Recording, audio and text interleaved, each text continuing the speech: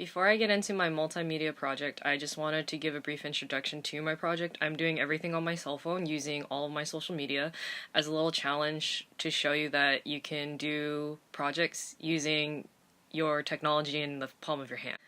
Now, you're probably wondering why I chose this medium. I feel like a lot of students these days use their social media to communicate, so I'm going to do it just like how they would probably do a project. I think it'd be a great model to try. My topic that I chose for this project is culturally responsive classroom management. It's an area that I feel like I can improve most in as a future educator. So, what is culturally responsive classroom management? Before I get into that, let's revisit what the definition of classroom management is. Classroom management is the activities of classroom teachers that create a positive classroom environment within which effective teaching and learning can occur. It should also promote student ownership, student choice, community, conflict resolution, natural consequences, and restitution. Classroom management is operationalized in classroom rituals and routines, such as how students enter the classroom, what tasks do students do upon entering, how the room itself is arranged, and how is teaching and learning shared. So, how do we make classroom management culturally responsive? Culturally responsive classroom management is classroom management in the service of social justice. The essential elements of culturally responsive classroom management are creating an environment in which students behave appropriately from a sense of personal responsibility, not from a fear of punishment or desire of reward.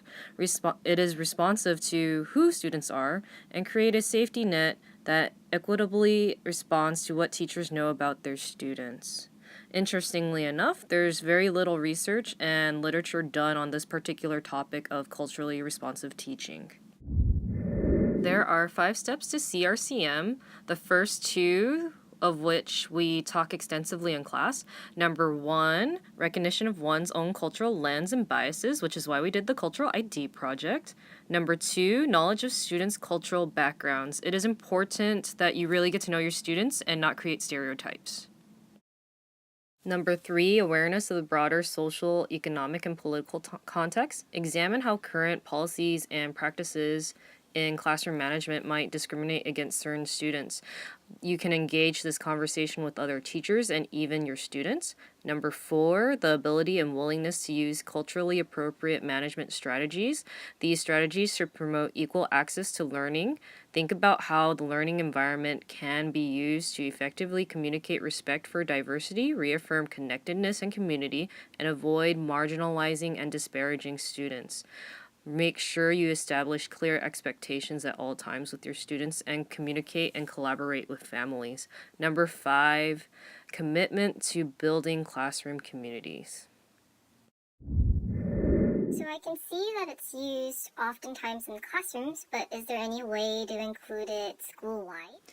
This article recommends PBS or positive behavior supports as an example of CRCM being taught school-wide. It is a systematic approach to teaching appropriate behavior, incorporating culturally responsive interventions. An example that I was able to participate and observe would be at Carmenito Middle School, who does the 3 R's, which are ready, respectful, and responsible. This is shown on posters throughout the school, incorporated in school announcements, and inside the classroom.